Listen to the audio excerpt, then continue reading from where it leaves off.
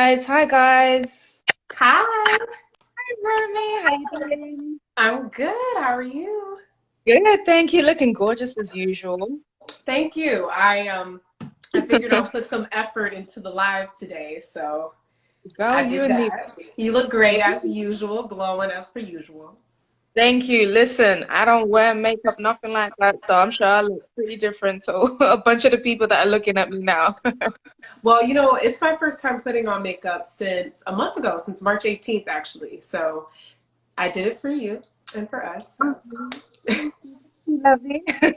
All right, so thank you for joining me, Romy. For all those who are getting locked in at the moment, this is Anita with Black Travel Summit, and today I'm speaking with Romy, founder of Romy with Romy. She's a travel budget travel expert. You know, she's been to 36 countries and counting. And how old are you, girl? You're like 23 years old? 24.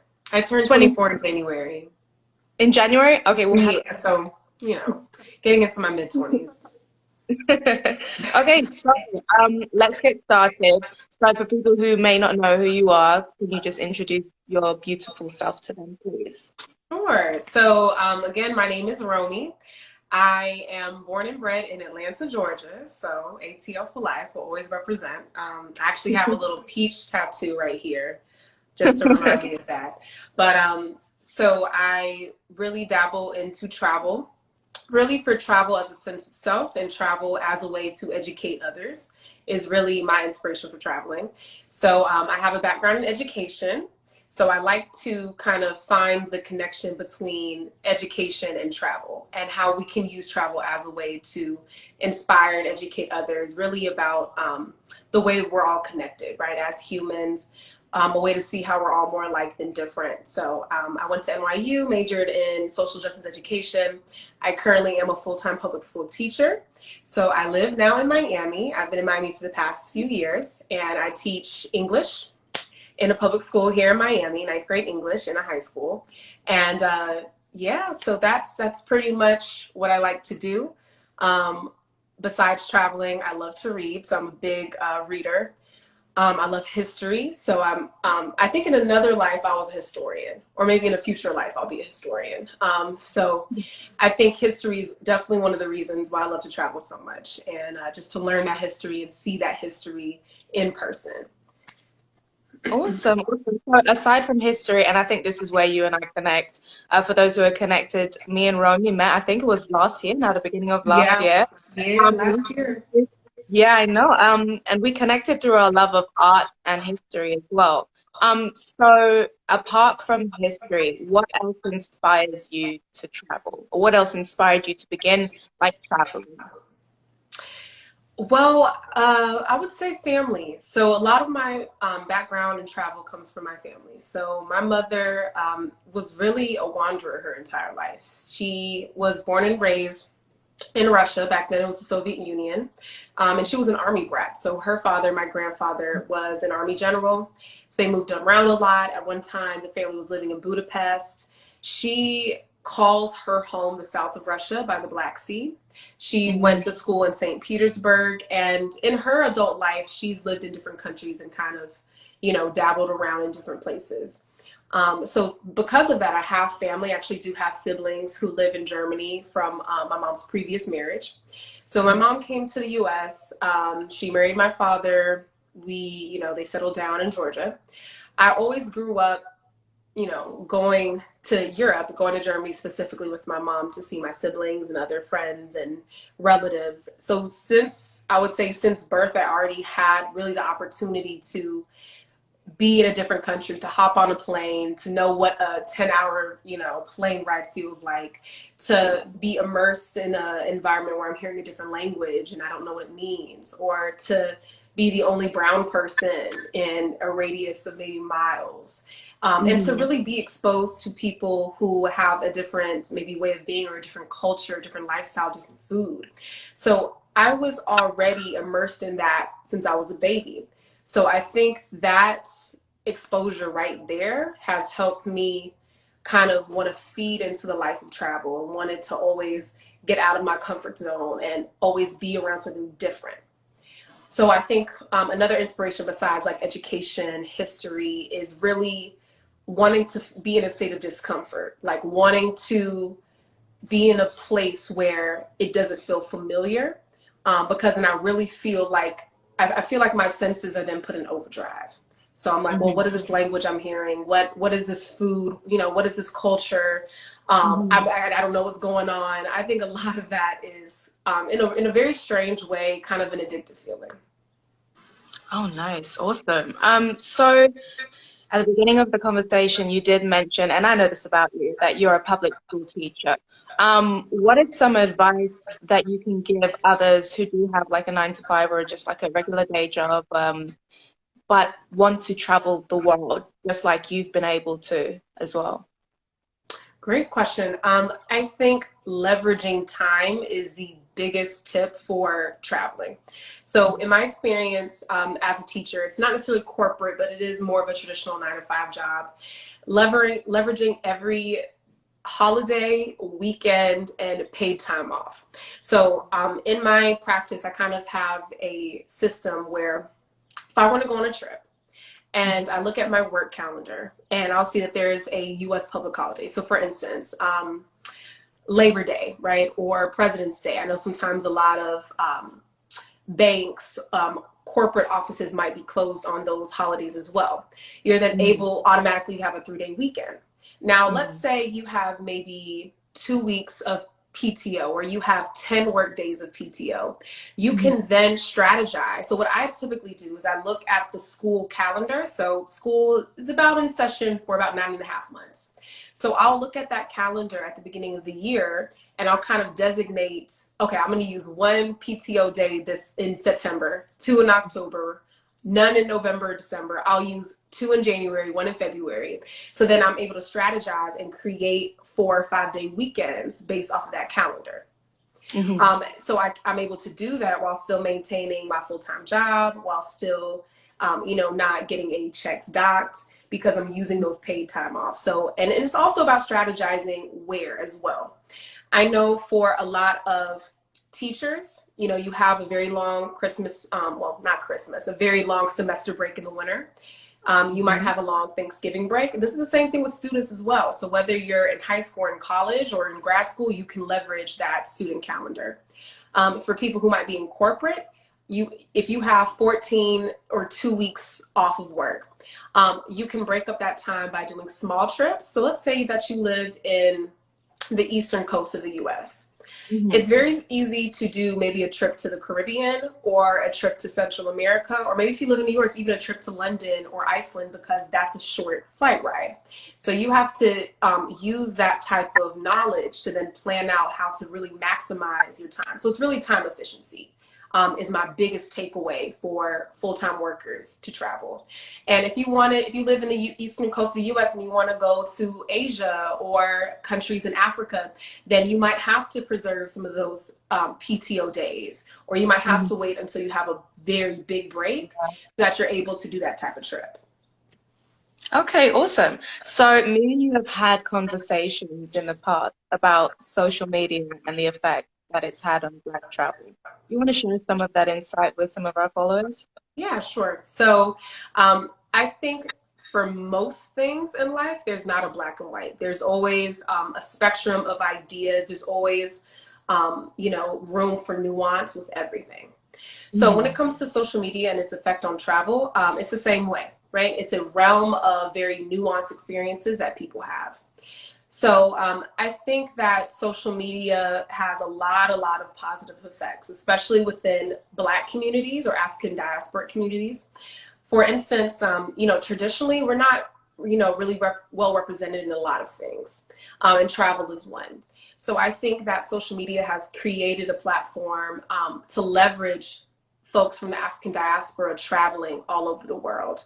And Mm-hmm. that's one thing I love. And just even seeing yourself, seeing someone who looks like you or may come from the same community as you, who's Mm-hmm. across the world, can inspire you to think, subconsciously, okay, well, they're doing that. That means I can do it too. It's possible. Um, it definitely helps kind of share places all over the world, maybe places that people don't know so much about. And it really creates that inspiration. So people can see so-and-so over in Vietnam, or see so-and-so in Australia and be like, man, that looks so cool. I want to go to Australia now. I want to go to Asia. I want to go to all these faraway places. They, you know, at first I was so scared, and now I'm seeing these people have a great time and they're sharing their experience, both positive and negative. So it's more grounding for someone to go and actually do it. On the flip side, of course, like with everything, there might be some not so positive effects. I know for one, while doing a lot of reading on traveling, sometimes if you have a very large following or the viral nature of social media, sometimes places in the world might be shared in a very viral manner. And that location, maybe it's a small village in a part of the world, or maybe a country that doesn't have as much tourism infrastructure. Sometimes it can cause an influx in people wanting to go to that place. And it might cause a detrimental effect to that place because they might not have been equipped, at least at that time, because it takes time to grow tourism in a tourism industry. It takes time to grow that infrastructure. So sometimes they might be overwhelmed with an influx of travelers. I know, like the whole idea of like sustainability tourism, like how can we make tourism sustainable? Sometimes if you have millions of people going through like one place, of course, inevitably there's going to be effects on the environment, whether, I mean, that's more trash, whether that's pollution, or whether that's just like regular wear and tear of a place, whether it's like a historical site or a world landmark. So that's definitely kind of like an environmental and social thing that sometimes a lot of people don't think about when all they see is a viral photo of someone in a grassy field with, you know, roses or something like that. I would say additionally, you know, social media, unfortunately has had kind of a track record of maybe causing certain forms of feelings of ineptitude or insecurity or a need to compete, you know, very social mental things. So naturally on social media platforms, some people may have those own negative feelings that they may harbor. So, you know, it's both, it's a give and take, but at the end of the day, I think it largely depends on how one person consumes social media, and how they're necessarily interpreting these things. Now, what is something that you can, and I completely agree with everything that you've just said thus far. Do you feel that there are ways and tips and advice that you can give people, or just kind of like this sense of empowerment so that to prohibit them from feeling this sort of like self-consciousness when scrolling through their Instagram feed and seeing all these, you know, beautiful women in these beautiful places, and you know, the filter is like 100% on fake, etc. How can you kind of like give people that courage and that sense of self-worth to prevent them feeling like that? It's entirely internal. So it comes from a practice of thought. So like the mind, the brain is a muscle. And just like with any other muscle in your body, you can train your brain. And that's something that we really don't hear a lot in society, is how to train your brain to control your thoughts. And I'm by no means an expert. I'm actually starting a journey of training my brain to create thoughts that are good for me and good for my mental health, because your thoughts ultimately become your reality. So whatever you're thinking, right, it fires off these neurons in your brain and it reaches your other senses, right, in your neurotic system, and you start to see the reality of what you're thinking. So if in your brain, if you're thinking, oh man, I'm not as beautiful as this woman, or I'll never be as good as her because she's in the, you know, in Bali or Fiji and she's getting all these reposts or all these likes, then that's what's going to create your reality. So then when you continue to scroll on social media, every post that's similar, you'll start to think that. But if you take your thoughts, right, you see something, you can't necessarily always control what you see, right? Because we emerge in a world where we always can't control what we're exposed to. But it's about, I think, interpretation. So if you look at that same post, you can think, oh wow, that's so great for this woman. I don't know this woman's story. Maybe that was the only trip she was able to afford to take that year. Or maybe Mhm. she's, traveling all over the world and she might be dealing with some really hard issues of her own that I know nothing about, because that's not what she's choosing to share with the world. Or, oh, Mhm. I see this photo of this woman getting shared 1,000 times or she has 1,000 likes. But I have no idea the type of hours that she put in editing a photo, or how long Mhm. she had to sit there and how many photos she had to retake, or her own journey of traveling, or or her own thoughts of insecurity. So we don't know, what's on the other side of the screen. So we just have to control, like, okay, that's great for that person who's traveling all over. So Mhm. now let me just take it as a form of inspiration to think of, how can I control my thoughts to create the best outcome for me? I love your answers. So this is the next question is going to be something we discussed previously as well. What are your thoughts on traveling during this unprecedented time, aka COVID-19? Well, I think now, so COVID-19 is a very, one is a tragic thing. So I want to preface it by saying it's very tragic. And I don't want to undermine anyone's experience or loss during this global pandemic. Mm-hmm. But I think COVID-19 kind of has created a space where there's so much discussions on things. And one of those things is like the power of governments and governmental bodies. Mm-hmm. Well, for a lot of people right now, you can't really travel during COVID-19 because a lot of states have closed their borders, like countries have closed their borders. Mm-hmm. But I think something that bothered me a lot about a month ago towards the beginning was when people would, kind of say, oh man, flights are so cheap. There's a pandemic going around, really utilize and maximize this opportunity to buy a very discounted plane ticket. Um, Mm-hmm. I really try to do the practice of not shaming people, because I don't think it's fair to shame anyone, because people make their decisions based off of their own life and judgment. But Mm-hmm. I just try to look at the nuance of things. For some people, that, towards about a month ago might have been the first time where they're really able to afford to purchase plane tickets and really have access to travel like they've always wanted to. Whereas for other, on the flip hand, I was like, well, this is kind of strange to hear and to read, because there's people dying. Like, there's people literally dying. Like, people are losing their mothers, their fathers, their best friends, their spouses, their Mm-hmm. children to this virus. And it kind of seemed that a lot of people were very desensitized to that fact or to that reality. So Yeah. I think that with anything, right, even when this pandemic hopefully ends, Yeah. um, I think people just need to exercise sensitivity and understanding. And to know that, again, there's not a black or white, that it's mostly, a spectrum of ideas, and to really just practice sensitivity and understanding when we start traveling again, because we don't know if cases will then resurge once borders are open and people are moving around again. Yeah. Exactly. Now, I know that you are starting up your own kind of like travel group, and for those who don't know, Roaming with Romie is super dope, super intelligent. She loves catering to the historian in the audience. So I believe that your upcoming trip is going to basically focus not only in the history of a place, but also the culture of a place and other kind of learning factors as well.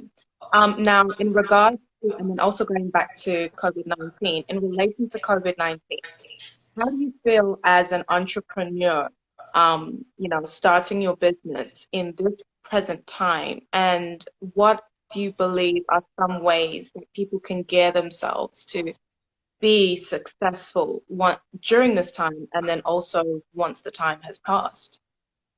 And then That's a also tell some people about your group as well. Yeah, that's a great question. I think that it largely just depends on what someone might be willing and able to do.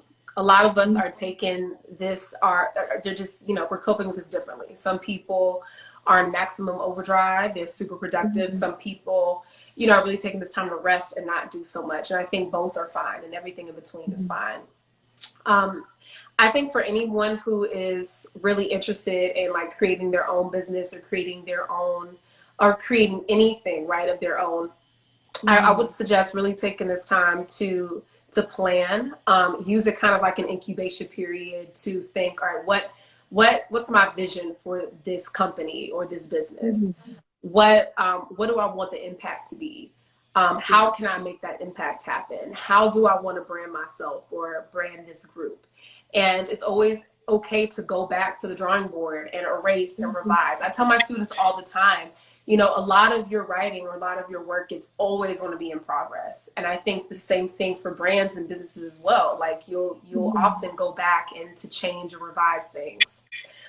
So that's one piece of advice I would give, because especially now, like it's okay to not, you know, announce what you're doing. It's okay to not post about what you're doing. If you want to do that, go ahead, by all means. There's nothing wrong with that. But I think now is a good time to really slow down and really think about, you know, what you want. So I've been thinking about that a lot as well. For Roaming with Romie, I was planning with another group of young ladies, a group trip for September. But due to COVID-19, we kind of made a hard decision, a difficult decision, and we pushed it back a year. So more information about that will be forthcoming. But in the future, I definitely see myself hosting regular group trips that really have a focus in history and culture and really all of those intersections of social identities and cultures that we could really position ourselves in the world. So that's what I'm planning. That's my vision. And, you know, when everything lifts, then, you know, it'll be time to get back to work. Awesome, awesome. So why do you feel like travel has become such a sought after industry for people of color to become involved in, to try to either make a living or just to get right into it and travel as much as possible? I think definitely the presence of social media has helped with that. And it goes back earlier to about finding a source of inspiration. So like people are, I think what's really interesting, what I'm starting to see here is that maybe from our parents' generation, it was a lot of believing that if you have a 9-to-5 job and a house that you've made it. And for a lot of people, that's fine. And that's still the reality. But I think a lot with like millennials and Gen Z is the idea of working for self, which I'm a huge advocate for. Again, I won't shame anyone who works for someone else. I currently work for someone else, right? I do have an employer, and it does provide a sense of job security and steady income, which I'm very grateful for.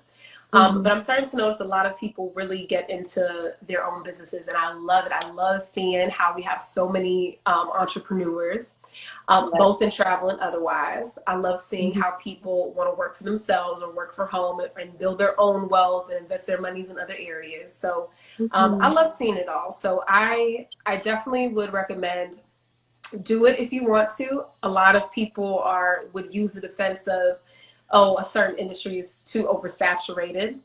I think honestly, like that is just a defense mechanism for a lot of people who just might be too scared to really venture out.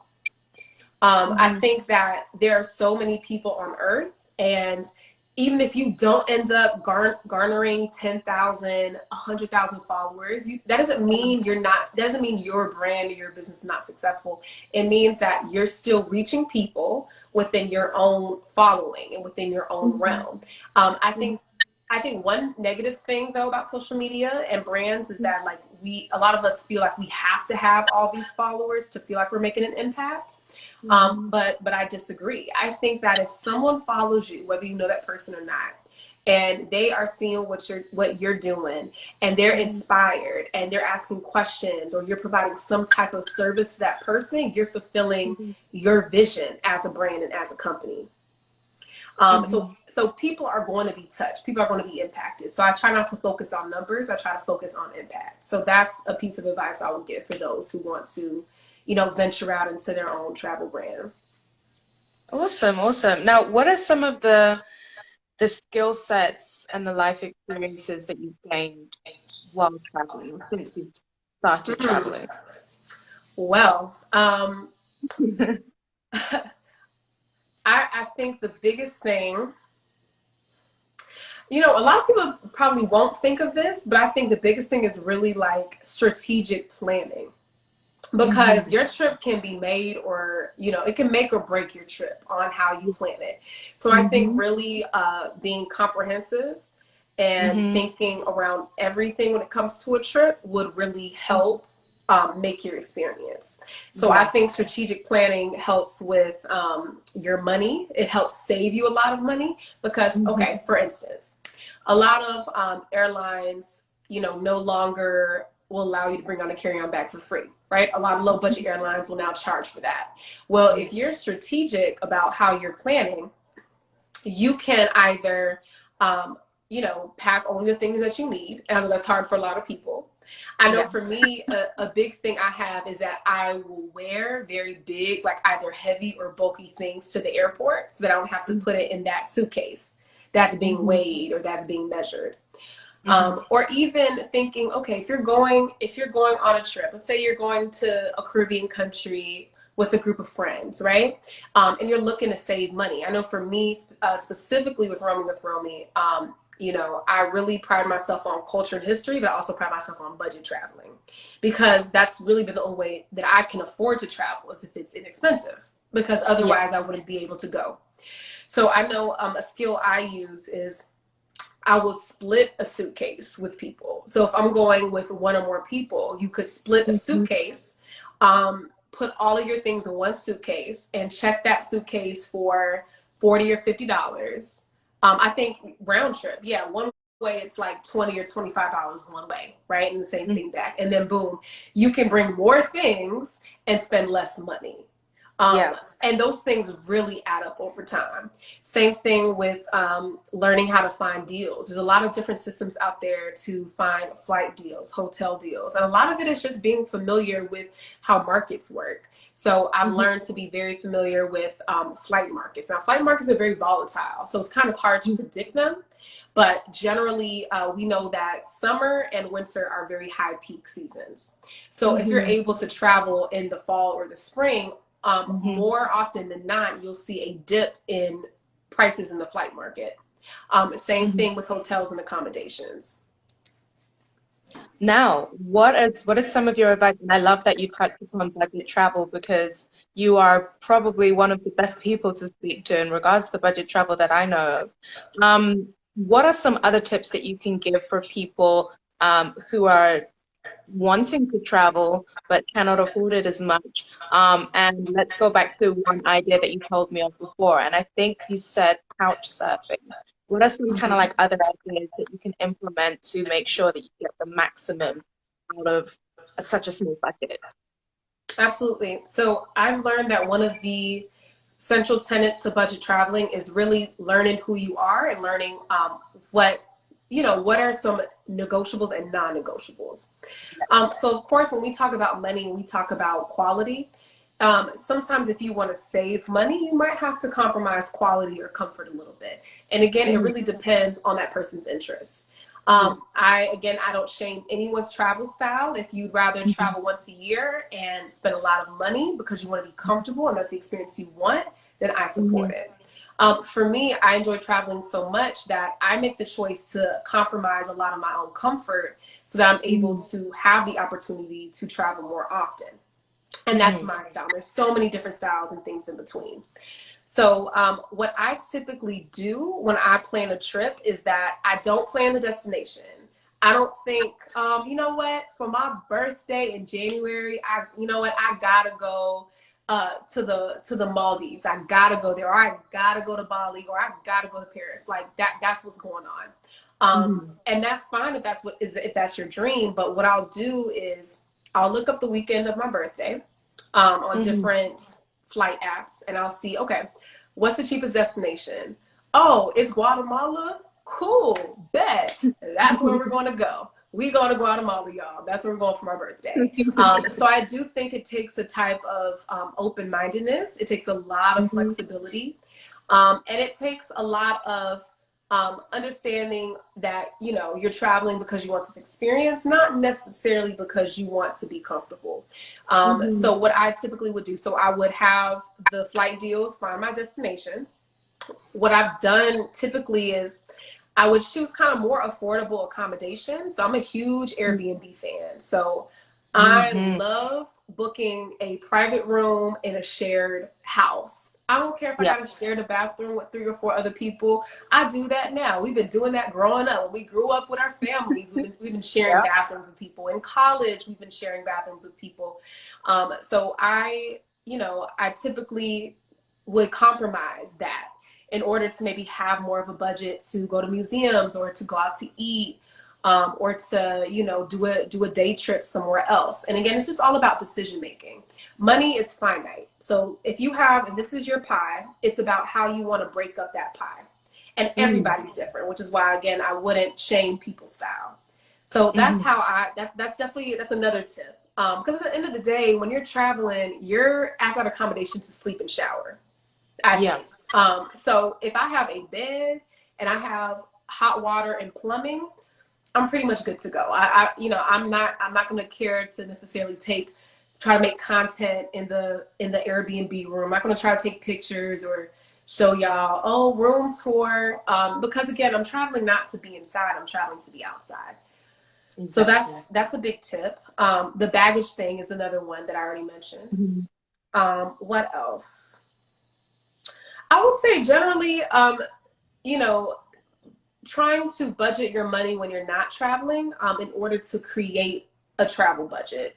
So I know what I do is, oftentimes what I've done for the past, I would say, year and a half is I would compromise maybe a dining or eating out budget. And then I would take the money that I would have spent on going out to eat, and then I would use that towards traveling. So what I've done is I cook a lot at home. I'm notorious, and any of my friends who are on here who know me, they've probably experienced this. I would literally go out, right, to the beach, to the museum, and I just have my purse, right, my bag, and I have food packed in there. So like I'll have fruits, I have sandwiches and Ziploc bags. There's been times where I've had like a whole Tupperware filled with the dinner from the night before. So if I'm out at the beach or I'm out at the park and I get hungry, I don't have to spend, and I live in Miami and I lived in New York before, so I'm used to expensive food. I wouldn't have to spend $15 to $20 on lunch because I have the lunch here. So I think that I would say my top 2 tips for the budget traveling is create a budget. And if you're really serious and you really do want to travel a lot, you have to figure out, how can I take away pieces of my budget pie and put more money into travel? And it's going to look different for everybody. And then second, flight deals. Third, be open-minded. So be flexible, be open-minded, and let the universe take you somewhere instead of the other way around. Awesome. Now, I'm interested actually, what are some apps, like some of your go-to apps? Like, I don't know, whether it be for like searching for a flight, or is there, for example, a particular credit card you might use that has like a great reward system? So I'm looking through some of the comments because I know a lot of people are touching on that. Somebody mentioned credit card benefits. Great tips, travel sites, got it. Francie said it's all about the infinity pool, guys. No, I'm not gonna lie, I love me a good pool. I do love a pool, but again, that's my particular taste. So sometimes I did spend over to get a nice pool. So my favorite site to use, it's probably Skyscanner. I think Skyscanner is an old faithful. And the reason why I love Skyscanner so much is because they have such a good tool for finding a destination within a time frame. And Google Flights is the same thing. Google Flights, Kiwi.com is a site that I also love, and I've looked through Kiwi a lot. I know a lot of people use, what's the name of that app? Somebody might be able to type it in. It's an app. I know Alexis, I know you use it a lot. It has like a bunny. What's the name of Travel that? Planner? Is it Travel Hopper? Yeah, Hopper. Hopper is the name of it. I think it's Hopper. It's Hopper, right? Somebody chat in if it's Hopper. I know Hopper. I think Hopper is good for tracking. Hopper and Google Flights are very good for tracking, because Hopper and Google Flights will send you notifications of when a flight has gone down. Skip lag, that's a good one. Thank you, Courtney. Okay, skip lag is good. It's a lot like Hopper as well. So honestly, I use a lot of these sites in tandem. What I start by doing is I'll start in Google Flights. If I see that I have a 3 or 4 day weekend in my work calendar, I'm like, okay, cool, bet I want to take a trip. I'll open up Google Flights. I'll look at the flight market and look at where prices are for certain parts of the world. Oh, cool. There's a deal. $120 round trip from Miami to Guatemala. I'm like, bet. So then step 2, I would go to Skyscanner or Kiwi, and I would compare a lot of the prices on Google Flights to Skyscanner, because the thing is, a lot of these websites like Skyscanner, they're a search engine for what's called OTAs, right? Online travel agencies. And what OTAs do is that they search flights, they end up buying flights, and then they resell it to the consumer who's on that website.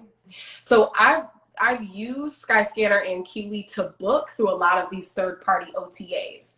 But what I do is that I always, I will do a quick Google search and I'll research the company to find reviews, because some of them really just suck. They suck. They don't have good customer service. With others, you're not really sure if you can trust the company. You're not really sure if it's legitimate at all. But with the most, they're legitimate. And sometimes I've saved up to $100 on the same flight compared to the Google, like the Google version versus the third-party OTA. And it's been legitimate, and I saved that much money.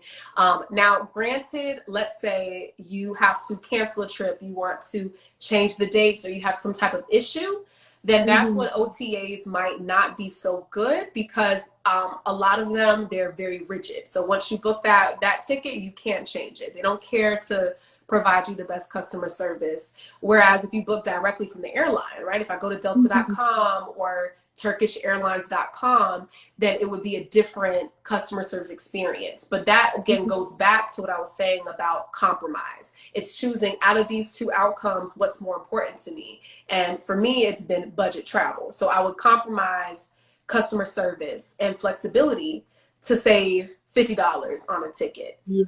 And what I do is I'm like, listen, once I hit submit and it runs my credit card, that's it.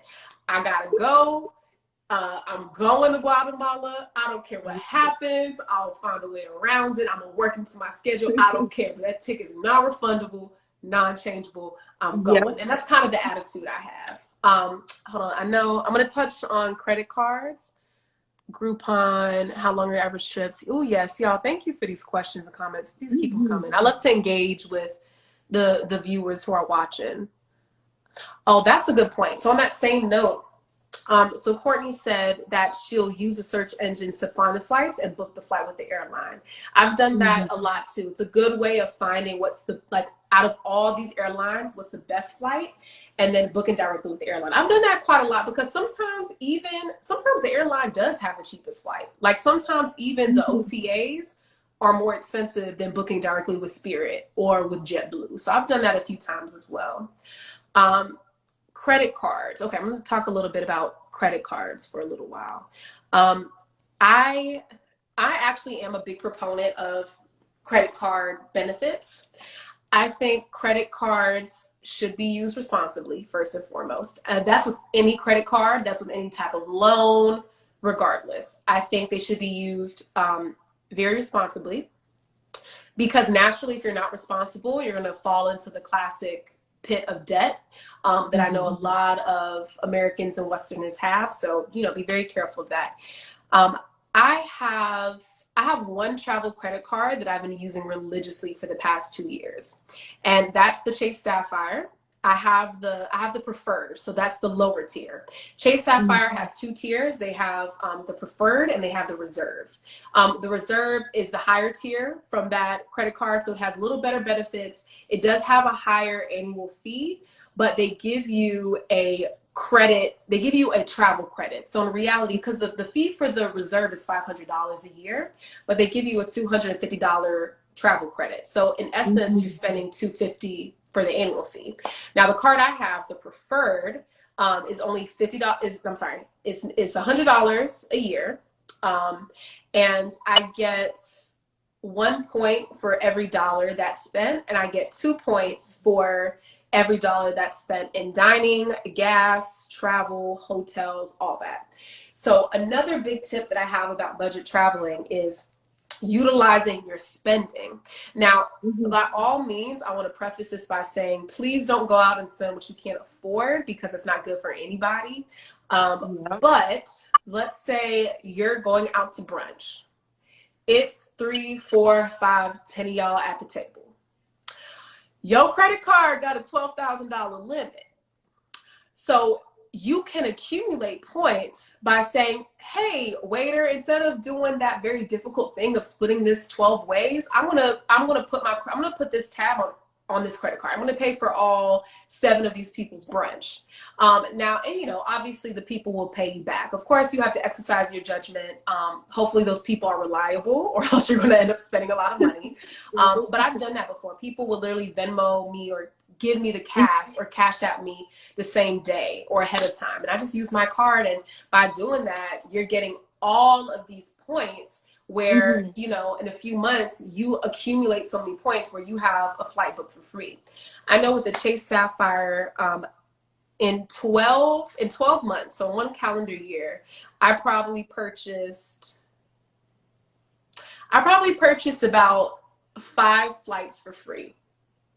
Now, granted, those were low flights. Granted, I think all of those flights were under $250. But if you do the math, like that's a lot of money that I accumulated just from everyday spending. So my advice is, if you're spending the money anyways, you know, might as well put it on a credit card that's good for travel.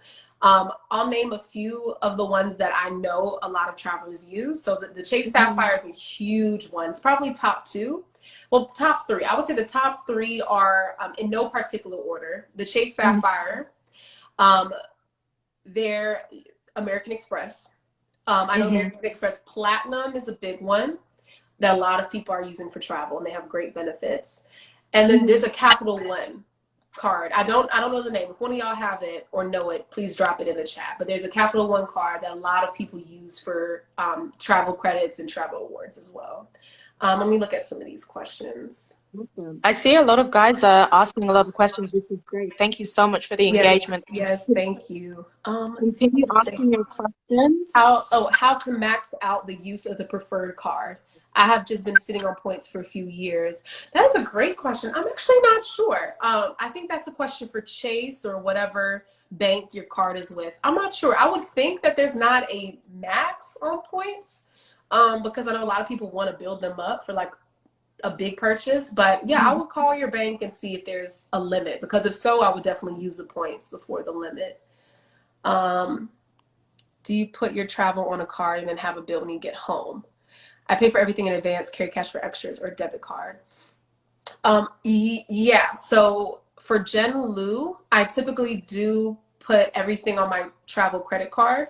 And what I would do is either I saved money before my trip and I can easily pay off everything, or because in reality, there's been some tickets I've bought that I didn't have all the money at the time, but I would then budget my spending after the trip to be able to pay off that credit card and really try to get that balance down to 0 as quickly as possible, because I don't want to, accrue interest. So it's either or, and sometimes I'm able to afford the whole trip and I'll just pay it as I go. With the Chase Sapphire, does Chase offer benefits for booking through them? Discounts, are the points worth more when booking? Yes, Courtney, they are worth more. So Chase Sapphire, with any of the Chase Sapphire, you could use your points for travel, for Amazon, for cash back, and you can use them for a shopping portal through other things like Target, Best Buy. So the Chase Sapphire is really cool. And that's one of the reasons why people like the Chase more than than the American Express Platinum, because there's a huge rewards portal and you could use those points for a lot of things. But the points are worth more when you book the travel. So like when you have the card and you go to your Chase account, you'll have your rewards on the side. So it shows you, so far you've accumulated this many points. And you click, oh, redeem my points. And it takes you to a travel rewards portal. And if you click travel, it shows that it's some type of formula, some algorithm they use, but you do save more money when you use the travel versus cashback or, you know, purchasing through another company. Now, Um, how long are your average trips? Oh, thank you, Sarah. Capital One Venture. Thank you so much. I knew somebody knew it. Thank you for that. How long are my trips? So I'm a fan of short trips for a few reasons. One, with my schedule, so I've always kind of had like a school schedule. I was a college student when I did a lot of traveling, and then immediately after college, I started teaching. And the school district schedule is very similar to like the college school schedule. So besides the summertime, there's not a lot of time for me to travel. So usually I'll stay. Well, it depends. So if I have 2 weeks, I'll use the whole 2 weeks, but I typically stay in one city between 3 to 4 days. That's my style. And the reason for that is because one, I get bored easily. Two, I'm a very active traveler. So I like to get up very early in the morning, and I plan ahead. So I make an itinerary. And anybody who's traveled with me, shout out to y'all who have, you know that I have that itinerary on Google Docs. And I call the itinerary a loose itinerary. So that's the title of it. So it's not at 12:30 we're going to this museum, and then at 1:30 we're having lunch at this cafe at this time. I don't plan that tightly, but I have a loose itinerary. So at least on this day of the trip, we're going to go see this. So ahead of time, you can plan what you want to wear, what type of clothes you have to pack. The next day, on the 25th, we're going to, this is the type of activities we're doing. On the 26th, these are the type of activities. This is the day trip we're doing. So I think that's helpful because it really maximizes time. Because again, maximizing time is one of our big laws with budget travel. You have, like, time is money. You have to maximize your time. And then secondly, by being strategic, right? If knowing that I'm going here on this day and I know exactly what I need to pack, you might be able to recycle the same pairs of shoes, or you might be able to recycle the same coat, or you may be able to pack only what you need because you know exactly what you're doing. So 3 to 4 days, I think for most cities, you could see, like if you're getting up at 7 a.m., 6 a.m., and you're out all day and you return back to your hotel or Airbnb at night, you can see most cities in 3 to 4 days. Some cities that might be bigger, like New York, Rome is really big. Maybe Tokyo or other places. You might want more time, maybe 5 days, but for a lot of places, like you only need 3 to 4. Like, you know, like don't be sitting around, don't sleep in. That goes against budget traveling. Don't sleep in. You're not here to sleep in, right? You can sleep in at home on the weekends. Don't sleep in. You know, don't be scrolling on your phone all day. That takes away time. Like look up, look around at what's around you. And I think by doing that, you're able to maximize 3-day weekends during your corporate work schedule. Another one, Twende Global asked, what about Groupon earlier? I've actually never used Groupon for travel. I've never used that, but that's actually a great point you brought up. I'll look into it. And if any of you all have used Groupon for travel, like you've done excursions or you booked a hotel through Groupon, please drop it in the chat so we could see, and you know everybody else can see as well. Don't hate on Amex. Don't you know these are benefits? Who's hating on Amex? Is somebody hating on Amex? I'm very knowledgeable at topics. If anybody wants to talk more about this topic, let me know. No, I mean, best utilize it. Okay. Yeah, I haven't had, no, from what I know, people love the Amex. I just haven't, when I did the research, because I thought about applying for it, the benefits didn't necessarily align with my interests, because from what I know, the Amex, a lot of the benefits really are more towards geared for more, I guess, higher tier travelers when it comes to luxury. So it doesn't work for me, but maybe I just don't know enough about it. So who was it that said that? So I think it's Miss Radwinter Travels. Yeah, if you can drop down some really good benefits they have, please let us know.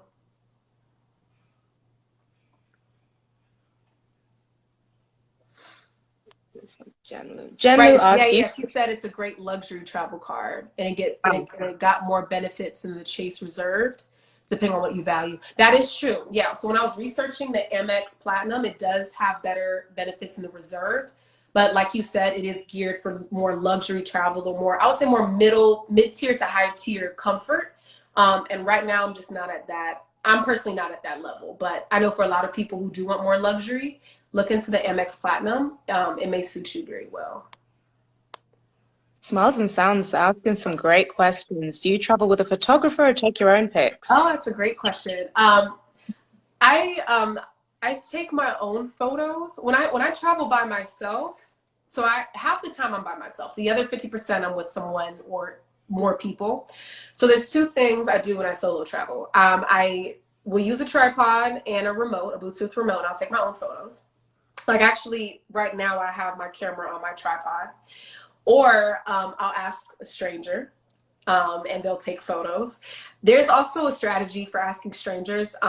If you're in a very touristy area, if you're in the middle of Rome or Paris, or the middle of Buenos Aires, and you're seeing people take pictures, and you've seen somebody getting the good angles of their friend, all you gotta do is Mhm. politely ask that person, hey, do you mind taking some photos of me? And they'll really, I mean, they'll get down on the ground. They'll get them angles for you. They'll take a few different photos because they probably similarly want that type of content.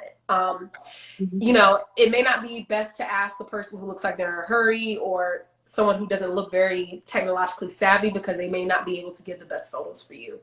But when I travel a lot, I also meet up with people on my solo trip. So like I'll be by myself for the length of the trip, but I will either meet up with a local, or I'll meet up with someone, some other friend or someone in my network who's there, and we'll spend maybe a day together or a few hours together. And that's also a good way to ask that companion, hey, do you mind taking some photos of me in front of this place? So both you can have content, and you can, have it for your own personal memories. When I'm with other people, I just ask them to take a picture. So most of the people I've traveled with take some good pictures, because on the flip side, they want good photos too, and they're similar to me in like background, age, so they know how to take some good photos. I haven't actually booked a photographer for any of my trips yet, but I know a lot of people do, especially solo travelers. So a good budget tip for content if you're alone, Airbnb experiences. So that's another tip.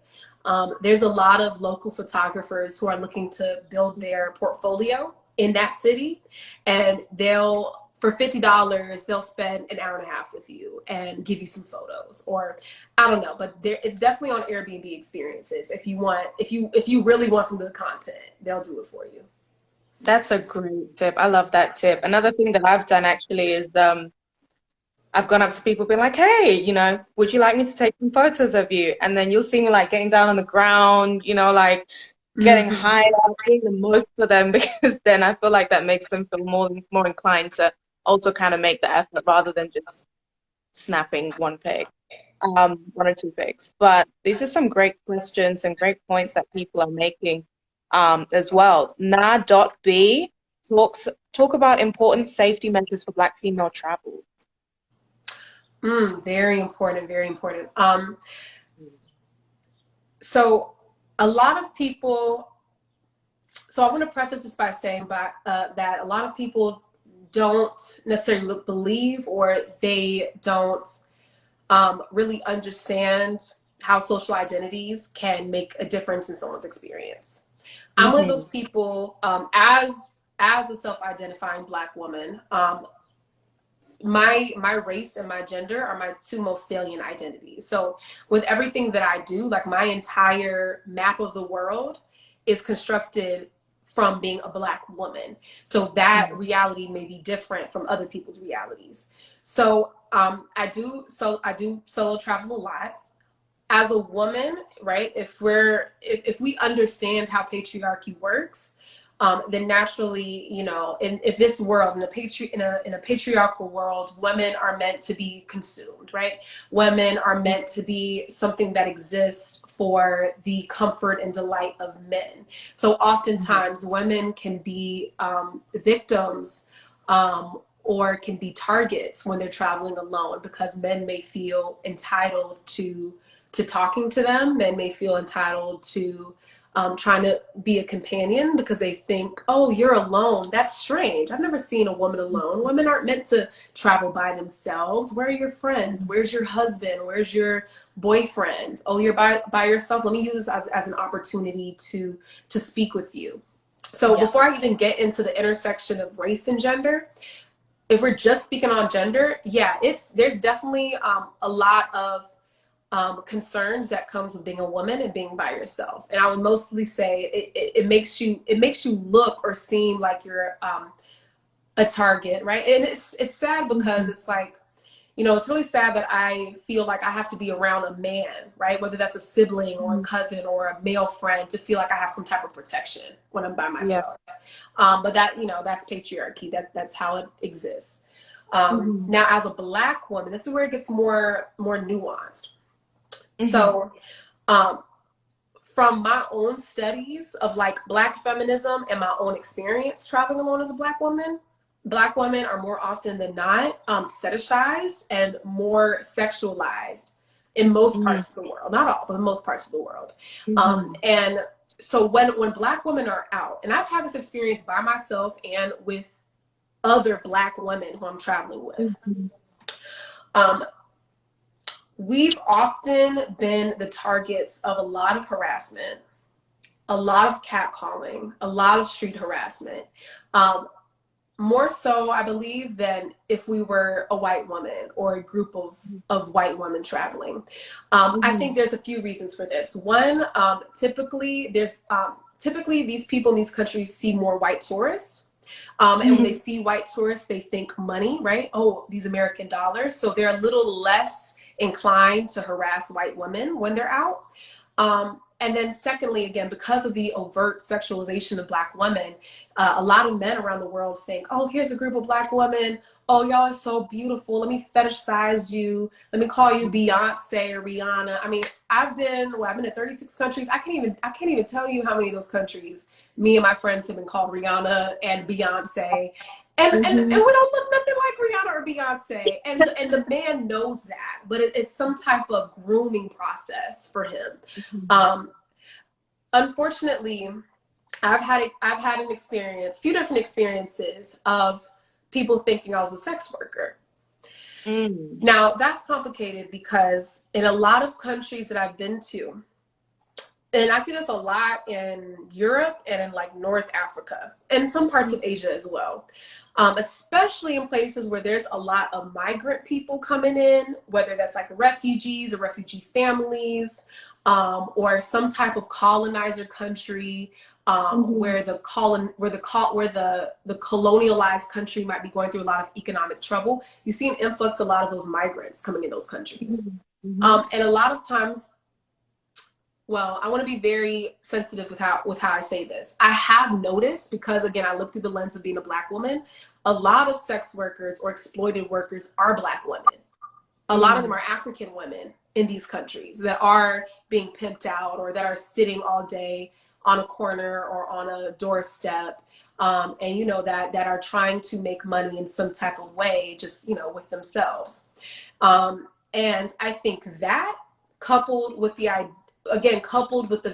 very damaging stereotype that Black women are more sexual, leads to Black women kind of being seen as a target for a lot of harassment from men. So I've had men like try to groom me into sleeping with them when I was solo traveling, you know, random strange men stopping me on the street asking to like take me out to dinner or lunch, and it's, again, it's always with the idea, not necessarily to get to know me as a person, but they see me as some type of commodity or some type of object to be consumed.